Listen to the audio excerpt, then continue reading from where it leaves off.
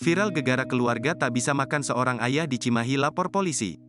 Kisah memilukan datang salah satu penjuru kota Cimahi. Sekeluarga di Cimahi tak bisa makan karena tak punya penghasilan. Alhasil mereka pun mencari jalan keluar dengan membuat laporan ke polisi. Yedi Salam, sang kepala keluarga, warga Gang Aswari, RT 0402, Kelurahan Cibabat, Kecamatan Cimahi Utara, Kota Cimahi, itu mengirimkan pesan ke nomor lapor Pak Kapolres Rebon dengan bunyi, "Anak saya 4 orang, butuh nafkah. Saya hanya guru les biasa yang berpenghasilannya tak seberapa. Sejak berhenti sebagai pekerja tambang, ia mengaku sempat melakoni berbagai macam profesi.